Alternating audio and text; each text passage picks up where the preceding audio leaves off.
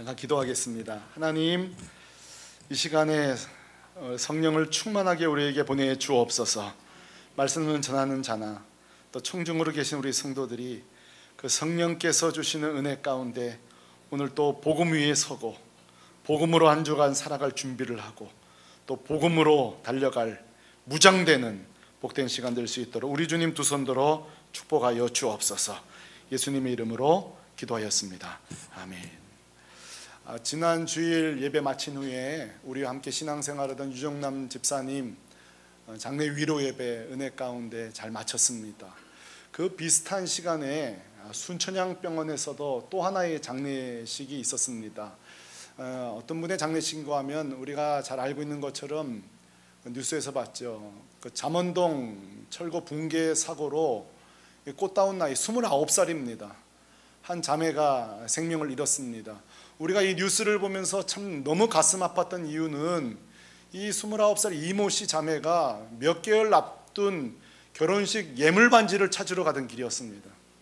그러니까 횡단보도에 차를 세웠는데 30톤 건물이 쏟아져 내린 거죠. 제가 지금까지 아직 뉴스에서 확실하게 다 밝혀진 거 아니에요. 현재까지 조사된 바에 의하면 참 기가 막혀요. 이미 주민들이 건물이 막 기울고 있는 것을 수차례 민원을 넣었다는 거죠. 사고 전날 3층 지붕이 다 가라앉았대요. 불안해 살겠어요. 그러니까 주민들이 계속 민원을 내도 수차례 말해도 공무원이 계속 묵살을 했던 겁니다. 여러분, 저는 철거에도 감리사가 필요한지 잘 몰랐어요. 87세 된 감리사신데 뉴스에 의하면 87세 분이 어떻게 그 일을 맡기는지도 이해가 안 되고 한 번도 그 현장에 와본 적이 없고 친동생 73세 된 김모 씨를 감리사 자격증도 없는 거죠. 맡겨놓고 자기는 한 번도 오지 않은 거예요. 저 같은 건축을 모르는 사람은 뭐 용어도 잘 모르는데 잭서포트라고 아마 이렇게 떠받치는 게 있는가 보죠. 그것도 설치한 적이 없다는 거예요. 뭐 제 생각에는 한마디로 표현하면 건물주, 그 다음에 철거반, 공무원 모두가 한 가지로 잘못한 게 뭐죠? 원칙을 안 지킨 거예요. 뭐 더 잘할 필요도 없고 기본을 안 지킨 것입니다. 그러고 보면 지난 30년 동안 한국 사회에 일어났던 참사들 보면요, 그게 성수대교 사건, 뭐 삼풍백화점, 얼마 전 세월호, 이게 다 공통점이 있습니다. 그게 뭐죠? 기본이 안 지켜진 거예요. 원래 원칙이 안 지킨 거라고요. 삼풍백화점도 L자 그 파이프가 들어가야 되는데 철골이도 그 비용 절감을 위해서 일자를 집어넣었다 그러죠. 그러니까 모두가 그 원칙을 안 지킨 거, 매뉴얼을 안 지킨 거예요. 저는 생각해 볼 때에 이분들이 뭐 양심불량이 돼가지고 이렇게 되면 사고 나겠지 그랬을 거라고 생각하지 않습니다. 다 이유는 있어요. 뭐죠? 공정 시기를 앞당기기 위해서. 다 비용 아니겠어요? 그러니까 비용을 절감하기 위한 거예요. 그렇죠? 그리고 또 조금 더 이익을 내기 위하여서. 그렇죠? 그래서 이 공정을 앞당기다가 수천 명의 생명을 앞당기는 그런 사고가 된 거예요. 사랑하는 성도 여러분, 주일날 힘 받으러 왔는데 목사가 여러분 사기 떨어뜨리고 우울감 주려고 이런 얘기 하는 거 아니에요. 제가 이 아침에 이런 얘기를 하는 이유는 지금도 붕괴 조짐에 있는 한 건물을 하나 소개하려고 그래요. 계속 민원을 넣는데도 듣지 않는, 지금 붕괴되려고 하는 조짐에 있는 한 건물이 있습니다. 그 건물은 뭘까요? 한국교회입니다. 특별히 우리 주일학교 청소년, 청년들입니다. 이게 제 진단이 아니고요, 벌써 20년 전부터 미래, 인구 또는 교회 전문가, 학자들이 20년째 수백 건의 책이 나오고 있어요. 계속 이러다는 큰일 난다, 이러다간 교회 문 닫는다. 그 내용들 보면은요, 뭐 멀리 볼 것도 없어요. 작년 1년 동안 문 닫은 교회가 3,000개가 넘습니다. 줄어든 인구가 33%이고요. 주일학교, 중고등부 없어진 교회가 지금 반이 넘어져 가요. 제가 이게 믿어지지가 않는 얘기인데 2040년도에는 지금 920만 정도로 한국 기독교 인구를 보거든요. 300만까지 내려간다는 거예요. 제가 이 말이 참 믿고 싶지 않지만 이해가 되는 거는 제가 몇 년 전에 저 시내 한 교회, 자그마한 임대해서 쓰는 교회 갔다 왔는데 지금 카페로 바뀌었습니다. 교회 없어지고. 이게 체감되어지는 거예요. 그 책들 보면은 뭐 원인 분석들은 나름대로 잘 해놨어요. 교회가 자녀들 교육에 대한 철학이 없다, 뭐 예산이 줄어들고 있다, 뭐 비용이 부족한 거죠. 인구 자체가 줄기 때문에 그럴 수밖에 없는 거다. 예산 부족이다, 인력 부족이다, 뭐 여러 가지 진단들을 해놨어요. 제가 이런 책들을 적어도 거반 4-5권을 쭉 읽으면서 참 믿고 싶지 않지만 워낙 정확하게 진단한 거기 때문에 이거 우리가 참고는 해야 돼요. 근데 늘 이 책을 읽고 나면 제 마음이 답답한 이유가 뭔가 하면은 진단은 수백 페이지인데 대안은 별로 없어요. 그러니까 읽고 나면 제 속이 좀 시원해서 그래 이렇게 하면 되겠구나 싶은데 그런 게 없는 거예요. 책을 덮고 나면 맨날 제 마음속에 도대체 이게 뭐가 빠졌을까? 이게 뭘까? 도대체 그게 뭘까? 우리 한국교회가 이렇게 무너진다는 소리 민원만 들을 게 아니라 그러니 이렇게 합시다고 하는 그게 뭘까? 그게 뭘까 찾다가 이번에 제가 3주 연속 계속 이런 교회가 되게 하옵소서 하면서 베드로 말씀을 묵상하고 있는 중이잖아요. 오늘 말씀을 읽는 중에 저도 모르게 이거구나 하는 걸 발견하게 됐어요. 그렇지, 책 백날 봐봐야 소용없어. 하나님 말씀 봐야지. 오늘 말씀을 보다가 그래, 이게 대안이구나, 이게 바른 진단이구나 하고 깨닫게 해주시는 게 있었어요. 사랑하는 성도 여러분, 한국교회가 이렇게 침체되고 붕괴된다고 아우성을 치는데 그 이유가 제가 발견한 건 이렇습니다. 그건 뭔지 아세요? 마치 그 건물들이 원래 건축 매뉴얼을, 반대로 원래 철거 매뉴얼을 하나도 안 지킨 것처럼, 기본을 안 지킨 것처럼 한국교회도 마찬가지예요. 우리 주일학교도 마찬가지예요. 원래 하나님께서 천명하신 복음은 이렇게 증거돼야 돼, 교회는 앞으로 이렇게 지어져야 돼 하는 원래 원칙이 안 지켜졌다는 것을 제가 깨닫게 되었어요. 그렇다면 우리 하나님께 생각하시는 복음은 이래야 돼, 교회는 이런 식으로 지어져야 돼 하는 원칙은 무엇일까요? 저는 그 말씀을 오늘 본문 39절로 제가 보게 되어져요. 자, 여러분 39절을 같이 한번 보도록 할까요? 39절 같이 있습니다. 시작. 이 약속은 너희와 너희 자녀와 모든 먼데 사람 곧 우리 하나님이 얼마든지 부르시는 자들에게 하신 것이라 하고 그랬습니다. 자, 이 말씀 앞에 우리가 아는 것처럼 베드로의 성령이 충만한 가운데 말씀을 들은 자들 중 성령이 마음을 오픈시킨 사람이 3,000명이 넘었어요. 저는 이상한 상상력을 한번 해봤어요. 자, 이 3,000명이 몰려 나왔으니 이건 어마어마한 일이잖아요. 혹시 베드로가 이들을 보면서 이런 생각했을 수 있을 것 같아요. 야, 3,000명? 이거 생각보다 빨리 부흥됐는걸? 이제는 안정권이다. 베드로가 이랬을 수 있을 것 같아요. 반대로 베드로는 그 초대교회의 수장 아니겠어요? 여러분, 수장들이 하는 일이 뭐예요? 늘 이 어떤 그런 경영에 대해 관심이 많잖아요. 야, 그건 그런데 우리가 지금 임시처소가 마가다락방인데 이 3,000명을 어떻게 수용하지? 그렇죠? 장소가 좁잖아요. 3,000명이 나와서 좋긴 한데 한편으로는 장소 걱정을 좀 했을지 몰라요. 또 한편으로는 아이고, 이거 당장 3,000명에 대해서 우리가 비용을 어떻게 하지? 왜냐하면 우리가 나중에 사도행전 6장, 7장, 8장 보면 실제로 구제하는 일에 있어서 비용 문제가 발생하거든요. 인력이 부족해버려요. 그러니까 베드로 머리가 복잡했을 것 같아요. 3,000명이 구원받으니 좋긴 한데 도대체 어디서 예배드릴 거며, 비용은 어떻게 할 거며, 그렇죠? 또 여러분, 교회가 많이 부흥되는 교회의 실수 중에 하나가 뭐죠? 베드로는 그럴 수 있을지 몰라요. 당분간은 전도 강조 안 해도 되겠구나. 야, 당분간은 복음을 강조 안 해도 되겠구나. 나는 그럴 수 있을 거라고 생각해요. 그러나 여러분, 오늘 39절을 보면요, 방금 읽은 말씀 보면요, 우리 하나님은 3,000명으로 결단코 만족하지 않으세요. 하나님은요, 지금 비용 걱정도 안 하세요. 우리 하나님은요, 공간 걱정도 안 하세요. 어디서 예배드릴까? 그건 두 번째예요. 우리 39절의 하나님은요 오로지 복음 확장밖에 관심이 없어요. 오늘 이렇게 말해요. 여러분 제 손을 보면서 이 오늘 말씀을 입체적으로 보실래요? 먼저 너희와 그랬어요. 이 너희는 누구죠? 유대인들이에요. 자, 이 말을 들었을 때 그 앞에 이 사람들은 그렇지, 아브라함 혈통이 우리가 구원받겠지 생각했을 거예요. 근데 여러분 베드로의 손은요 조금 더 확장됩니다. 너희 자녀들과, 여기서부터는요 청중들이 갸우뚱했을 거예요. 왜 그렇죠? 그 당시 어린이들 무시하던 시대예요. 그렇게 어린아이를 소중하게 여기던 시절이 아니에요. 그래도 여기까지는 들을 수 있어요. 그 다음이 문제예요. 먼데 사람들과, 이건 뭐죠? 이방인들이에요. 자, 여기서부터 마음이 힘들어지는 사람들이 나옵니다.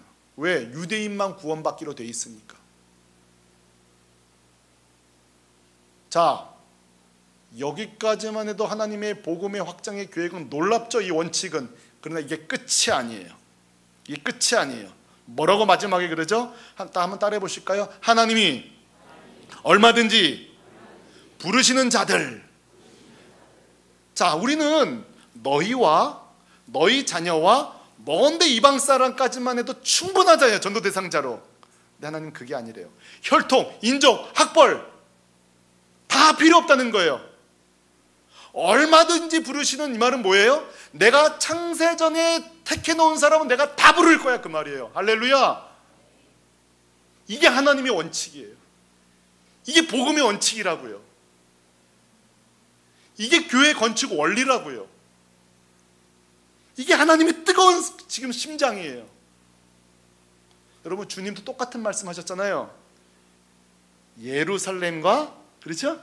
그 다음 뭐예요? 끝나나요? 온 유대와 사마리아와, 그 다음 주님은 더 확장, 땅끝까지 이르러. 이게 우리 하나님이 복음에 대한 광대한 계획이에요. 3,000명. 그러니까 뒤에 4장 4절에 남자만 5,000명이 또 나오잖아요. 그럼 그걸로 우리 주님이 만족하셨을까요? 참만에 그렇잖아요. 우리 하나님은 얼마든지 부르시는 사람. 저희 위아래가요 한 280명 앉을 수 있대요. 그러면 280명 이상 전도하면 안 되죠? 그거는 39절을 모르는 거예요. 지금 이게 한국교회의 문제인 거라고요. 어린아이들을 소중히 여기지 않겠다고 말하는 교회는 아무도 없어요. 근데 많은 교회가 의자 새로 사면 옛날 쓰던 거는 주일학교로, 마이크도 쓰다가 나쁜 거는 주일학교로. 말로는 너희와 너희 자녀와 먼데 사람 얼마든지 부르는 자 하지만 실제 우리 교회 사역은 비용을 먼저 생각하고 공간을 먼저 생각하고. 사랑하는 성도 여러분, 이 39절은 2000년 역사 동안 교황도 그 힘 있는 목사도 절대 손댈 수 없는 하나님의 복음의 원칙인 줄로 믿습니다. 여기에선 여러분 이견 가지시면 안 돼요. 제가 어떤 제안을 할 때 이견을 다 가지세요. 하지만 이건 하나가 되셔야 돼요. 이건 하나님의 말씀이에요. 이 하나님의 뜨거운 심장이에요. 이게 하나님의 원하심이에요. 이 복음은 중단돼서는 안 된다. 내가 원했던 사람, 내가 창세전에 택한 사람, 그들이 구원받기까지. 사랑하는 성도들, 오늘 여러분과 여러분은 오늘 제 설교에서 굉장히 중요한 지점에 지금 도착했습니다. 한국교회 교회 붕괴 이유, 침체 이유를 우리는 다양한 이유를 찾아요. 다 그러시더라고요. 목회자들의 대형 스캔들, 교회 대형화, 세습, 인구 절감, 교육 철학 부재, 공간 부족 다 맞거든요. 근데 저는 왜 그거보다 이 39절이 이루어지지 않은 때문이라는 말이 자꾸 들죠. 실제 우리가 우리에게서 문제를 찾는다면 이 원칙을 묵살했기 때문이에요. 이 하나님의 원대한 복음에 대한 계획을 우리가 너무 축소시켜버렸어요. 우리 이유 때문에, 우리의 형편 때문에, 우리의 먼저 우선순위 사역 때문에. 나중에 하지, 천천히 하는 거지. 그러나 이것을 지키지 못했던 우리를 제외하고 자꾸 다른 이유를 찾는다면 영원히 우리는 답을 찾을 수 없을 거예요. 이 복음을, 이 하나님의 뜻대로 너희와 너희 자녀와 먼데 사람, 얼마나 부르는 자들에게까지 이거를 교회의 가장 우선순위로 삼지 않는 한 다른 이유를 아무리 고쳐봐야 교회는 세워지지 않습니다. 그래서 오늘 한국교회가 어려워진 진짜 이유는 이정철 목사 때문이에요. 저 때문이에요. 설교도 하지만 나가서 전도하지 않았던 저 때문이에요. 모인 우리 성도들은 잘 키우고 섬기지만 이 약물 위에 들어오지 않은 자들을 섬기지 않은 저 때문이에요. 한국교회 침체 이유는 저 때문이에요. 복음을 축소시킨 저 때문이에요. 우리의 편리함과 우리의 비용을 먼저 생각하는 우리 때문이에요. 어떤 예화는요, 은혜는 되는데 사실일까 하는 예화가 가끔씩 있어요. 그런 예화 하나 들겠습니다. 미리 말씀드리고, 그러니까 영국에 어떤 교회가 있는데요, 어르신들만 10명이 모이는, 나이가 많으신 분들만 10명이 모이는데, 이 교회의 특징은 새가족을 싫어하는 거예요. 특히 노인 새가족이 오면 막 경계의 눈초리로 쳐다봐요. 왜 그럴까요? 이유는 그 교회가 묘지를 10개를 가지고 있어요.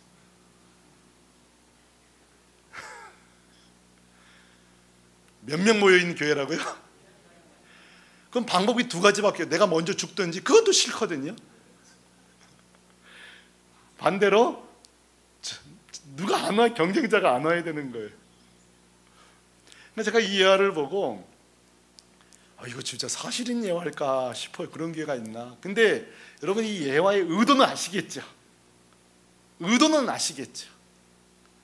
다 39절에서 멀어진 거예요. 그 묘지 때문에, 그 묘지를 한 100개 더 사든가요. 우리의 형편을 이렇게 만들어 놓고 하나님의 계획을 우리 그릇에 담으려는 오늘 우리의 모습 때문에 복음은 너무 축소됐어요. 사랑하는 우리 샘물교회 공동체 여러분, 저는 오늘 정직하게 이 말씀 앞에 서고 싶습니다. 그리고 회개하려고 합니다. 지난 세월 39절 말씀 건너뛴 삶 주님 조카오니 기왕 또 교회도 새로 왔고, 이 교회에서는 우리가 원하는 사역, 우리가 기뻐하는 사역, 우리 형편에 맞는 사역, 우리 예산에 맞는 사역이 아니라 그런 건 주님 채워주실 줄로 믿고 주님 원하는 사역하는 교회 되기를 간절히 소망합니다. 주께서 저 하늘에서 내려보시며 또 우리 가운데 계시며 주님 다시 오실 날 다가오는데 이 39절 순박하게 지켜줄 교회 찾을 때에 우리 사랑하는 성도 여러분, 이렇게 외쳤으면 좋겠어요. 한번 따라 하십시다. 주여, 우리 교회가 여기 있습니다. 할렐루야. 그런 교회 되기를 원합니다. 그런 교회 되기를 원합니다. 복음의 원칙을 고수하는 교회, 교회 건축의 원칙을 고수하는 교회. 목사님, 이 신월동은요 재개발도 될 가능성이 없어 보이고, 이 교회는요 목사님 잘 모르시, 초보자라서 그러셔요. 여기는 이미 교통정리가 다 끝났어요. 다 교회 다녀요. 교회가 다 정해져 있다고요. 제 눈엔 그렇게 안 보이던데요. 제 눈엔 주일날 예배 끝나고 제가 나가보면은 그 예배 복장이 예배 드리고 오시는 복장이 아니더라고요. 아직까지 우리 주님께서 샘물교회를 공동체를 보시면서 39절 좀 이루어졌으면, 우리 아이들 지나갈 때마다 저 39절 좀 이루어졌으면. 사랑하는 공동체 여러분, 오늘 이 아침에 이정철 목사의 설교가 아니라 우리 모두가 하나님의 음성으로 듣는 혁명적인 말씀이 되기를 소망합니다. 다시 기초를 이 말씀 위에 두고 우리의 1년 계획, 우리의 1년 예산, 우리의 모든 걸 다 이 말씀 위에 대재정립하는 것이죠. 리셋하는 거죠. 저는 오늘 이 교회에 온 지 3주가 되었습니다. 3주 동안 여러분에게 부탁한 게 하나도 없습니다. 저와 관련된 게. 오늘 한 가지 중요한 부탁을 드리겠습니다. 꼭 들어주십시오. 제 부탁은 이것입니다. 저는 이 지역에 어린 시절 오래 살았지만 아직 잘 모릅니다. 부족함이 많을 것입니다. 성도님 얼굴 보면요, 아직 이름도 모르겠어요. 머리 이렇게 올리고 보면 제 집사님이지, 박 집사님이 이 집사님이지, 안경만 벗어도 누군지를 모르겠어요. 그러니까 당분간 김 집사님을 이 집사님 부르거든 이해해 주십시오. 네, 생각보다 머리가 나쁘네 이러면서 이제 이해해 주십시오. 자, 제가 부족한 것들, 연약한 것들은요, 잘 좀 인내해 주시고 기도해 주십시오. 그러나 자, 앞으로 3가지 경우에는 인내하지 말고 저를 꾸짖어 주십시오. 자, 이건 인내하시면 안 돼요. 이 경우는 꼭 제 방에 오셔서 저를 꾸짖어 주십시오. 첫 번째, 제가 목회가 39절 복음보다 다른 것에 집중하거든 꼭 제 방에 오셔서 저를 꾸짖어 주십시오. 목사님 왜 이러세요? 꼭 꾸짖어 주십시오. 두 번째, 매년마다 예산을 짤 거거든요. 예산 짤 때 제가 복음보다, 우리 아이들보다, 우리 청년들보다 비용을 더 걱정하거든 또 제 방에 찾아오십시오. 그때는 좀 더 세게, 목사님 왜 이렇게 믿음이 약해졌어요? 꼭 찾아오십시오. 세 번째는요, 집단으로 찾아오셔야 돼요. 집단으로. 세 번째입니다. 그게 뭐냐면 우리 새물교회가 부흥돼 가지고 몇 부 예배를 드려가지고 어느 순간 제가 이만하면 됐지 하는 분위기로 가거든. 우리 뭐끼리 잘 먹고 잘 살자는 계획을 자꾸 세우고 자꾸 노는 분위기로 가거든. 그때는 님자도 붙이면 안 돼. 이 목사! 그 39절 본인 설교했던 거 그거 벌써 잊었어? 여러분 꾸짖어 주시기 바랍니다. 왜 그럴까요? 모든 목회자들이 초기엔 순수하대요. 제가 왜 이런 설교를 할까요? 제 스스로 안전장치를 만드는 거예요. 진짜 이 39절에서 벗어날까 봐. 지금 우리가 안 벗어날 것 같죠? 우리가 부흥하고 우리가 성장하고 이제 아이들이 많이 오고 어느 순간에요, 전도에 우리의 힘이 약해지는 거예요. 집중력이 약해지는 거예요. 그때마다 누군가는 저를 찾아오셔야 돼요. 목사님 잊으셨어요? 그 3번째 설교 잊으셨어요? 목사님 어떻게 된 거예요? 꼭 꾸짖어 주시길 바랍니다. 두 번째 부탁은요, 여러분 자신에게도 꾸짖어 주시기 바랍니다. 여러분 스스로에게도. 내가 목사, 장로, 권사, 집사로서 우리의 가장 중요한 일은 복음 전하는 일인 줄로 믿습니다. 여기엔 이의 가지시면 안 돼요. 우리의 직장 생활 가운데, 이웃들과 관계 속에서 주님 다시 오실라 할 일은 복음 전하는 일이다. 특별히 중요한 것은 여러분 꼭 부담을 갖지 마세요. 우리의 전도하기가 어려운 이유 중에 하나가 전도와 인도를 구분하지 못해서 그래요. 자 보세요. 인도는 뭐예요? 그야말로 전도에서 교회 안 치는 게 인도예요. 전도는 뭔지 아세요? 못 데려라도 좋아요. 못 데려와도 되는 거예요. 그에게 복음을 들려줄 수 있는 기회를 주는 거예요. 할렐루야. 전도와 인도를 구분하세요. 그러므로 인도는 우리가 늘 실패할 수 있어요. 하지만 전도는요 항상 성공입니다. 왜요? 복음은 우리가 전하지만 그 속에서 성령이 살아 역사하시기 때문에 그래요. 그러므로 목사님 저는요 전도하면 늘 실패해요. 그거는 엄밀히 말하면 인도를 실패하신 거예요. 전도는 우리가 하는 게 아니라 성령님이 하세요. 그러므로 전도는 항상 성공이에요. 증거 자체가 성공이에요. 옆 사람에게 전도에 실패하지 맙시다. 네, 인도는 실패할 수 있어요. 전도는 실패하면 안 되는 거예요. 그러면 사랑하는 성도 여러분, 어떻게 하면 우리 공동체가, 목사인 제가, 저와 여러분이 이 39절에 전념하는 공동체가 될 수 있을까요? 뭘까요? 뭐 언뜻 생각은 하실 거예요. 뭐 전도 훈련을 많이 해봐야 된다, 어디 위탁 훈련 받아야 된다, 뭐 암송을 많이 해야 된다, 다 있으실 거예요. 저는 그거보다 근본적인 걸 말씀드리고 싶어요. 그것은 뭔가 하면은 베드로의 그동안 설교 순서를 보면 정답이 나와요. 이게 지금 3번째잖아요. 전도부터 얘기하지 않았어요? 먼저 복음을 얘기했어요.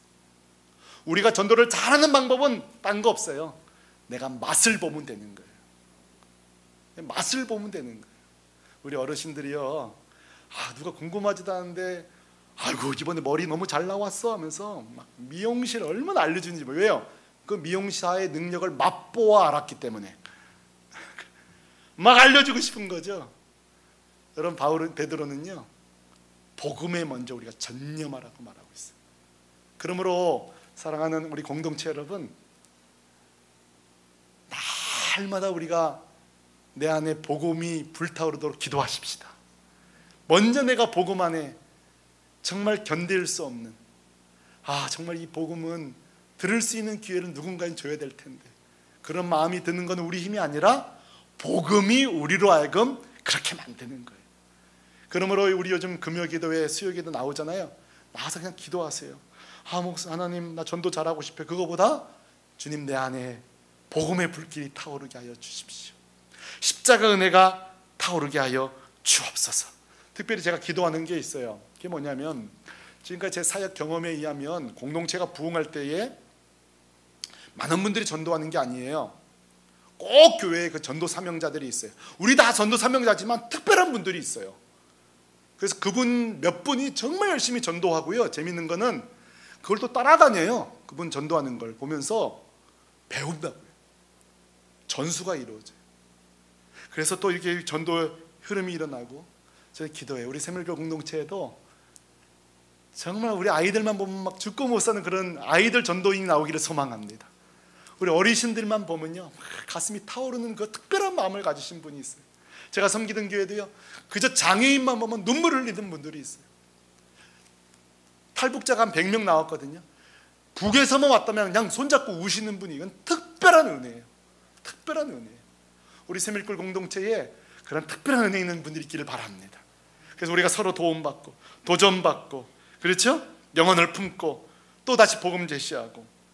사랑하는 성도 여러분, 저는 오늘 이 39절을 잘 실천하고 있는 몇 분을 소개하는 것으로 설교를 마치려고 합니다. 39절을 잘 실천하고 있는 분, 그 중에 한 분은 어떤 목사님입니다. 그 목사님은 교회가 상당히 성장한 한 교회인데, 그 당시만 해도 자연성장했지 전도를 강조하지 않았대요. 그런데 그 교회가 전도하는 쪽으로 복음을 전하는 데 전력하게 된 계기가 있다는 거예요. 그 얘기가 참 재밌어요. 이분이 한신 아파트를 사셨는데 어느 날 잠이 들었대요. 꿈을 꿨는데 하나님 백보자 심판 때 장면인 거예요. 그때 하나님께서 한 사람 한 사람을 이제 심판하시는데, 세상에 한 남성분이 들어서 하나님과 대화를 하는데 이런 대화를 하는 거예요. 너는 왜 그동안 예수를 안 믿었냐 그랬더니만, 저는 한신 아파트 어디에 사는데, 근데 보니까 이 목사님 앞집 사는 사람이라는 거예요. 꿈속이에요. 근데 그러더래요. 하나님 말씀에, 아무도 저에게 전도하는 사람이 없어서 예수를 못 믿었습니다, 이랬다는 거예요. 그 꿈을 이 목사님이 꾸고 깨어난 거예요. 그러고 나서 하나님 앞에 간절히 회개하면서, 내 앞집 뒷집 이게 진짜 하나님 앞에 나중에 실제겠구나. 그래서 교회를 복음 전하는 일에, 이 교회가 어디예요? 오카는 목사님 예화 나와요. 오카는 목사님이 이 꿈을 꾸신 거예요. 그 이후로 한 영혼 구하는 일에 전념했다는 거예요. 또 한 사람, 39절 잘 지키는 사람 소개할게요. 우리 젊은 청년들이 좋아할 텐데 가수예요. 제이 레빗이라고. 제이 레빗이라는 가수예요. 여러분, 제이 레빗이라는 가수가 왜 이 복음을 위해 사는가 하면, 이 자매들이 여자의 가수들인데요, 음반을 낼 때마다 꼭 한 곡씩은 복음성을 내요. 제 딸에게 도움을 받아서 그 간증을 들어봤어요. 보니까 아예 이 자매들이 복음을 증거하기 위해서 노래를 부르는 가수들이더라고요. 그래서 모든 가사 내용도 세상 노래 같지만 용기를 주고 힘을 주는 내용인 거예요. 그리고 항상 복음성을 하나 집어넣고, 그 간증을 이렇게 들으면서 목사보다 낫다, 정말 목사보다 낫구나, 그런 생각해요. 제가 아는 집사님은 머리가 백발이세요. 나이가 많으세요. 지금 평생 주일학교만 섬기세요. 집사님 좀 다 노래 잘하시는데 성가대 좀 하시죠 하는 말이, 목사님, 나는 하여간 아이들을 위해서 내 평생 보내기로 작정했대요. 24년째 하고 있다는 거예요. 목사님, 나는요, 내 복음의 대상은 아이예요. 아이. 또 한 분은요, 제가 새가족 담당자 할 때 그분이 7세쯤 되신 분이 우리 교회 등록을 하셨어요. 항상 우리가 조사하거든요, 어떻게 예수 믿게 됐는지. 여러분, 놀랍습니다. 목사님, 내가 50년 만에 우리 어머니 유언 지키러 나왔습니다 그러더라고요. 무슨 말입니까? 10대 때 어머님이 돌아가시면서 이 한마디 유언하신 거예요. 장남 예수 믿어라. 장남 예수 믿어라. 근데 어머니 돌아가시고 50년 만에 약속 지키고 왔다는 거예요. 제가 그분 보면서 이렇게 생각했어요. 유언이 전도다. 그러면 이 유언이요, 참 독특한 은혜가 있습니다. 창세기에도 그 유언을 하잖아요. 그걸 지키려고 애를 쓰거든요. 여러분 지금 젊으시다고요? 한번 지금 내가 뭐라고 유언할지 한번 생각해 보세요. 그래서 거기에 꼭 하나는 집어넣으세요. 예수 잘 믿어야 된다. 평생 교회 떠나면 안 돼. 안 듣는 것 같지만 그 여러분 이 유언이 50년 만에 성령 역사가 일어나지 않습니까? 너무 놀라운 거예요. 또 한 목사를 소개할게요. 그 사람 누구냐? 저예요. 저는 어떻게 하느냐? 저는 지난교회에서 청년들이 워낙 많다니까 주례를 참 많이 했어요. 다 믿는 사람 결혼하면 좋지만 많은 경우 불신 결혼을 하거든요. 저는요, 저에게 주례 받으면 원칙이 있어요. 저만의. 꼭 주례 받기 저한테 복음 제시를 받아야 돼요. 제가 복음 제시 반드시 합니다. 정확하게 복음을 제시합니다. 그리고 결혼식이 아니라 결혼 예배 예식이다. 왜 하나님께 예배 드리느냐? 그동안 만나게 하시고 만난다고 다 결혼하는 줄 아느냐? 사랑한다고 다 결혼하는 줄 아느냐? 날짜 잡았다고 다 결혼하는 줄 아느냐? 깨진 커플 예화를 쭉 듭니다. 은혜다, 은혜. 그래서 결혼식의 1부는 하나님께 영광을 돌리는 거고 2부는 너희들끼리 축복하는 시간이다. 그래서 예배야. 그래서 인생의 첫 출발을 예배를 드리는 거야. 이렇게 얘기하면요, 그 안 믿던 친구들도 이게 말이 되는 것 같기도 하고 안 되는 것 같기도 하고. 저는 제 주례할 때마다 복음 전하는 기회로 샀습니다. 사랑하는 성도 여러분, 여러분의 직업 속에서 창의적인 39절을 지키는 방법은 무엇입니까? 회사에서 직원들을 많이 만나시, 부하 직원이 많으십니까? 섬기는 직종이십니까? 얼마든지 기도하는 가운데 우리를 통해 39절은 성취될 수 있다고 저는 믿습니다. 교사십니까? 정말 유리합니다. 저는요, 우리 대한민국 교사들을 위해서 진짜 기도 많이 해요. 왠지 아세요? 초등학교 때 예수 믿은 아이들이 다시 예수 믿을 확률이요 40%가 넘어요. 초등학교 때 예수 믿은 아이들이 방황하다가 돌아올 확률이 교회 성경 연구소에 40%가 넘어요. 더 초등학교 때 예수 믿던 군대에서 세례받은 확률은 70%가 넘어요. 한번 믿어봤기 때문에 절은 안 가요. 옛날 생각 교회 가죠. 거기 세례받게 돼요. 그래서 제가 그래요. 하나님, 대한민국의 교회 교사든 학교 교사든 교사들이 중요합니다. 교사들의 신앙 조기 교육이 중요합니다. 주여, 이 대한민국 학교마다 우리 선생님들, 이 복음 전하는 선생님들 참 어렵긴 하겠죠. 어렵긴 하겠죠. 제가 아는 태권도 사범은요, 좀 이상하긴 하지만 아프리카에서 태권도를 가르치는데 막 다 바꿔가지고 할렐루야 막 이렇게 가르치고요. 예, 근데 시합 나가가지고 이렇게 가르쳐 놓으니까 이게 안 되는 거예요. 다 바꿔놔가지고. 근데 어떻게든지 복음을 전하기 위해서 어떻게든지.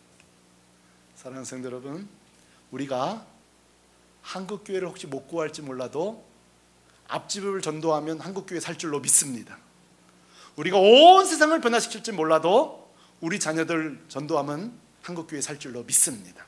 39절을 제일 가까운 우리 근거리부터 너희와 너희 자녀와 먼데 사람, 그리고 하나님이 얼마든지 부르시는 모든 땅까지, 적어도 우리 샘물교회 공동체는 이 39절을 우리 교회의 표로 삼고 믿음으로 걸어가는 저와 여러분 되기를 주님의 이름으로 축원합니다.